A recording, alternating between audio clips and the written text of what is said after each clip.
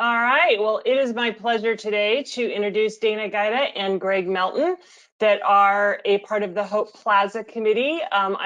It's my pleasure to actually sit on the committee with these two, and under Dana's leadership and Greg's amazing designs, Hope Plaza in Paradise is going to be an amazing place for people to reflect and to provide hope. I mean, that's what it's all about. So a little bit about Dana. Dana is a business manager, holds an MBA. She's an entrepreneur and a past president of the Rotary Club of Paradise. She's also a veteran of the Army, where she served as an instructor. She lives in Paradise and has been involved in community projects, and is most recently serving as the chair of the Hope Plaza Committee. Greg Melton is owner and principal landscape architect of Melton Design Group, and he's been planning and designing award-winning landscapes for over 25 years. It's amazing because he only looks like he's 29, so I don't get it. Anyway, a graduate of both Chico State and UC Davis, Greg is also a member of Chico Sunrise Rotary Club and has done numerous local projects, including the Chico City Plaza, and has been heavily involved in the renovation of Caper Acres. So with that, it is my pleasure to turn the presentation over to Dana. Great, thank you, Valerie. Hello, everybody. Good afternoon. I'm happy to talk to you about Hope Plaza today. So I think we're all familiar with what happened on November 8th, 2018. It was the deadliest, most destructive wildfire in California history. We lost over 14,000 homes, 85 people died, thousands upon thousands were displaced. On a personal note, I'm a campfire survivor. I was also in the 3.5 to 4 hour traffic jam getting out of town. And I live and work in Paradise. And I'm happy to say our house was one of the 10% that survived, and also our office. So not many can say their home and office survived, but we were one of them. So I'm very fortunate for that. But I live and work up here. And, you know, driving through Paradise every day, you just see such a big improvement. I mean, we see homes going up everywhere, and everybody is positive, and it's coming back. I think as of Monday, there were 1,037 building permits applied for, so people are working on that. So what is Hope Plaza? Hope Plaza was designed as a landmark for just to provide a special place for the public to gather, to remember those who tragically died that day, and to also honor the campfire heroes. We heard so many stories of police officers and firefighters and regular citizens just trying to help get people out of their homes and help escape. So we wanted to have that as part of it.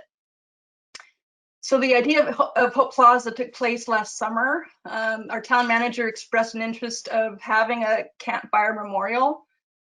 And so she was put in touch with Greg Melton, our award-winning landscape architect, and they came up with an initial plan. So a committee of volunteers was formed with myself, and also Chuck Rowe, our past town manager, former town manager, Chuck Rowe. And so the next step is we had to get a foundation, a legal entity. So we got the Rebuild Paradise Foundation as part of it. So they're part of our team. And then the next step was to get town council approval, because where the Hope Plaza, where we want it to go, it sits on town property. So we had to get town council approval. And that was done last fall. So right before the first anniversary, the town council approved the project. So the location is on Skyway. And if you go up Skyway on the past Pearson on the right-hand side, you'll see Skyway Antique Mall. And it's just right in the lot, right next to it. So it'll be on the right-hand side. And Greg can talk more about that location. But it's a good location because it's visual, it's right in the middle of town, it's easy to find, and when it lights up at night, people will see it there. And actually, I think it's going to serve as an anchor for the new downtown development area. There's a lot of businesses that burned in that area, and so we want that to kind of be the first thing that goes there, and then hopefully businesses will grow around it. So that's one of the reasons for that location as well. So it's all a positive thing, and there's, like I said, there's a lot of positive things happening in Paradise right now, and this is going to be one of them. So next, we're going to have Greg talk about the different components of the plaza and give you some more information there. So Greg, why don't you take it away? Sure. Glenn, if you want to go to the next slide. There you go. As Dana mentioned, actually Valerie gave me a call and said, hey, do you want to be a part of this project up in Paradise? And of course, at that time, you know, our hearts were full of giving, and as they are still today. And so yeah, we took on this project. And you know, when we first looked at Paradise, you know, in a lot of people's minds, that old sign of Paradise that you see on your screen was something that was captured, and obviously it burned down to this point, but they're rebuilding it very similar to that. And we wanted to capture in our design of our projects several of the elements that make up Paradise, such as the flumes, the basalt columns, the wonderful views, and the trail system that we have. So when we did our project, go ahead, Glenn. Switch that slide. We, you know, we had this piece of property. As you can see, it's right there adjacent to Foster and Skyway, right on a corner, and right above the star, there is another little Rotary Plaza and that other little triangle. So this is going to be a popular Rotary area as more Rotarians get involved in the project. Go to the next slide. As you can see, after the fire, this slide is always pretty impactful, that there was just a few buildings around the project that survived. The antique store right next to the site there, Miller's Glass burned, and several others burned all the way around the park. So this is kind of one of the center locations, as Dana mentioned, for the rebuild of the park. Next. So we wanted to represent Paradise, and you know, some of these things you see are representative of highlights of the area, whether it's the architecture, the basalt, the evergreens, the water, along with the serpentine that comes out of the geology of the area. Next. Again, there's a gateway going to Paradise that will have new monumentation, and it'll follow hopefully similar elements as our park. And then we got into the design of the park, so you can move to that slide. Our first sketches, working with the city, with a few council members, Dana, Valerie, we wanted to represent everything in the park. So this little triangle turned into a few different elements, but some of the main elements were the Hero Plaza, which is a big obelisk that'll represent the brave and the people that really gave their all to save lives and save people. In the back of the park, we have a reflection sanctuary, a water feature, and then a interactive sphere, which we call the inspiration sphere, which we'll show you more of next.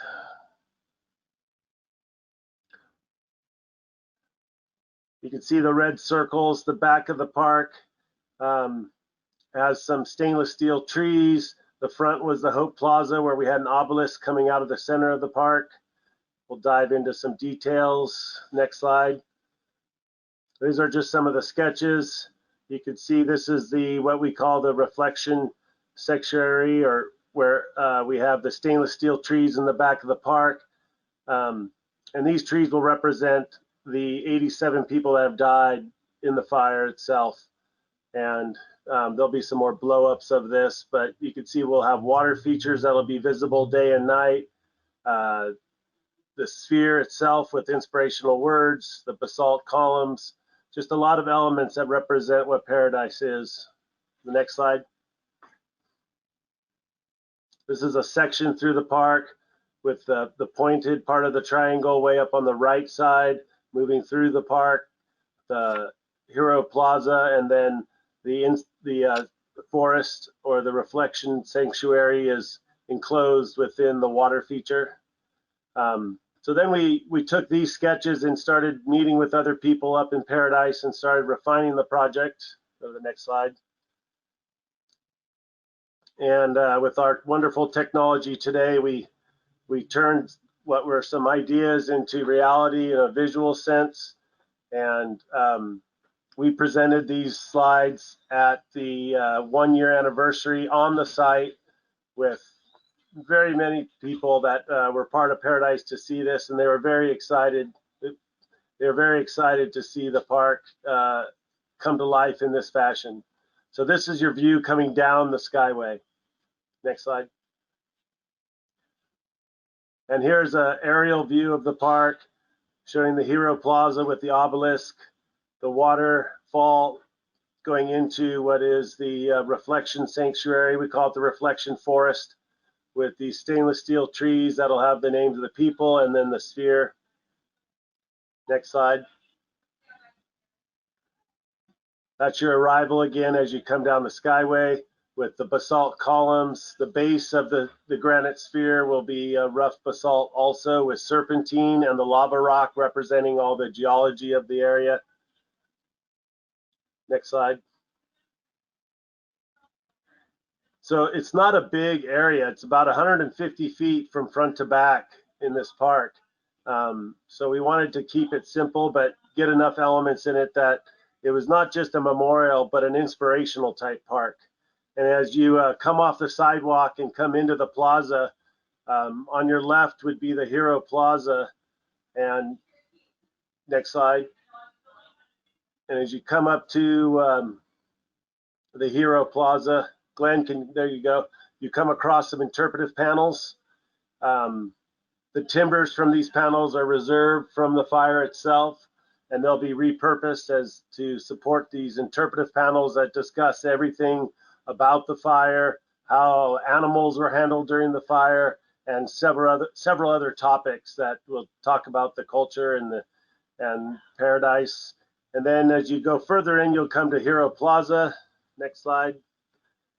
You can see here in the as the sun has set and the moon comes up, it becomes a beautiful icon. And most obelisks themselves, where they're used, such as the Washington Monument, is one of the biggest obelisks in the world. But you know, they're meant to touch the heavens and reach out. So the Hero Plaza part of the project is really more inspirational and to just really show the gratitude of the people of Paradise to everyone who helped on the project. And it's really welcoming and open. And then as you turn and face the reflection forest, you know, this is where you have to walk through this this water feature, which doubles as a play area, I guess, with the kids. But as you walk into this area, you'll see that there's something on the back wall, and you come into this space and you realize that, wow, those are the 87 names of people who have died in this plaza. And if you're one of those people who happen to have had relatives or friends pass during that, you know, we give you your blessing. But this is where we're going to represent them. Next slide. And as you walk in, the sound of that water wall will block out all vehicle noise from the Skyway and anything else going outside. So you hear this overtoning drone of water falling as you come in, and whether it's you yourself feeling the energy or someone else, but there's a bench to sit down, have reflection. There's a little altar at the base of the trees, so if you wanted to leave flowers for your loved ones or the deceased. And then again, it'll be very inspirational words put onto that sphere, telling the story of the survivors. And then next slide. As you turn around from the wall and you look back at the sphere, this 5-foot granite sphere floats on a body of water, and you can spin it. I don't know if you've been fortunate to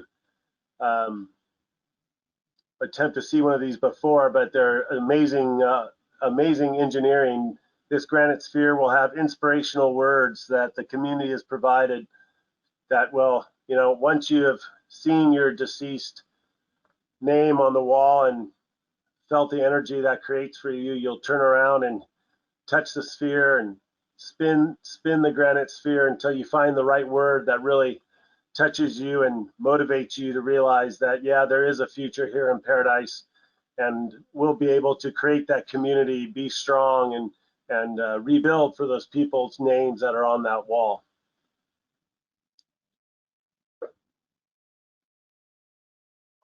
The project's got a lot of publicity. I made my first TV debut for this old house up up on the site where we first broke ground and we're describing the project. This old house was up there building several houses at the time. This was in November, and they were wanting to cover the project, and they'll be back up during the groundbreaking and the opening of the project to film it and do another episode of Paradise as it rebuilds. So today we've got this committee that's moved forward, and we're about to put this fence up with all the park's visualizations on it. So all the visions of the park, all the slides of what it's going to be, along with how we've got here and how people can donate to the park, and the websites to go to. This will all be surrounding the 3 sides of our park. And so this will be going up probably within the month. And so people will see where the park is going. And we're hoping to wrap up this design of this summer and go out to bid and build this project next year. You can go to the final slide. So we're planning on being constructed in summer of 2021, and reopening the park for the grand opening next summer, and then having a grand opening on November 8th, the 2-year anniversary. 3-year. Sorry, 3-year anniversary. Thank you. And we have a video also that shows it in the spring with the dogwoods in full bloom. So let's play that. This normally has music to it, but I'm not going to sing for you. Thank you, Greg.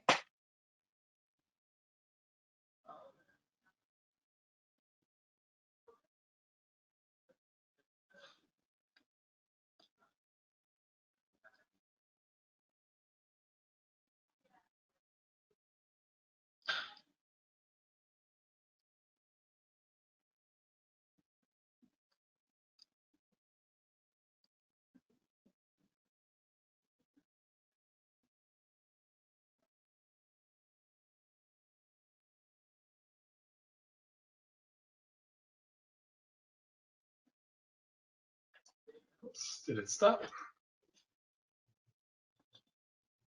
I gotta say, the graphics are impressive, Greg. Well, that's Sarah Sundahl in my office. She is the expert at this, and the park is evolving. As you notice, some of these slides are different than the other slides, and it's really been a great interactive process with many people in Paradise.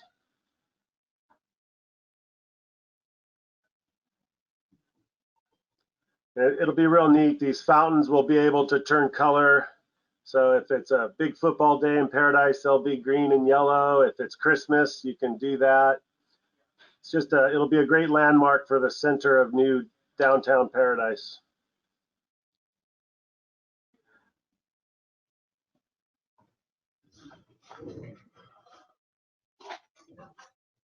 And also you can find the same video on our website, hopeplazaparadise.com.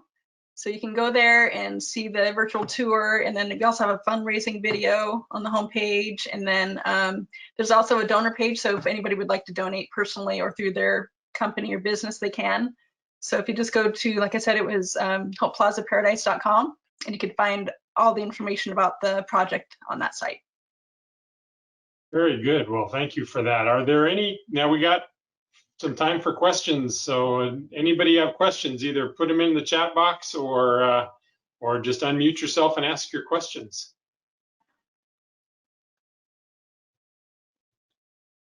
Come on, there's got to be a few. This is Dana Campbell. I missed the timeline. What's the timeline on this? So we want to have it complete by the 3rd anniversary, which is November 2021. So the next 6 months we'll be doing most of the fundraising, and then we want to start the construction next summer, I believe, Greg? Yep, spring, next spring. Right. All right. So I guess the question about donor recognition, we will have that. And so if you go to our website, you will also find the different donor levels. So you can certainly look at that. And then we recently got a grant from the Butte Strong Fund to start the process, so that was good. And we're also pursuing grants from the foundations of the utility companies. So we're doing work in that respect. But like I said, anybody that wants to donate through personal or through their office, there's a way to do that. Good. Thanks for that question, Scott. Any other questions for Greg or Dana? So this is Dana again. I have a question about the families. Has there been any discussion about somehow incorporating the families of those who were lost in like a opening ceremony or something like that? Yes, we certainly would want to do that when we get closer to that point. That's awesome. Yeah, definitely. And we're already getting, well, real quick, we're already getting phone calls from people that want to know when it's done because they want to come visit. So we got a call from somebody from Oregon that moved there that said they would come back and see it. So it's going to generate a lot of excitement for Paradise. And so we're happy to be on the committee. Awesome. Other questions? All right. Well, thank you, Dana. Thank you, Greg, for speaking, for making my last meeting memorable. This was a great way to end it, so I appreciate that. Dana, having been a past president, knows exactly what I'm talking about. I feel you. There you go. So thank you. And as Greg probably has a passing familiarity with, we are in our centennial year, and our big centennial project is a neighborhood park on Ceres Avenue. That's called Centennial Park. I'm speaking to the choir here, I know that, but in any case, we'll be getting back underway with that in the fall, and we'll be making a donation in both of your names to that project. So thank you both very much for speaking.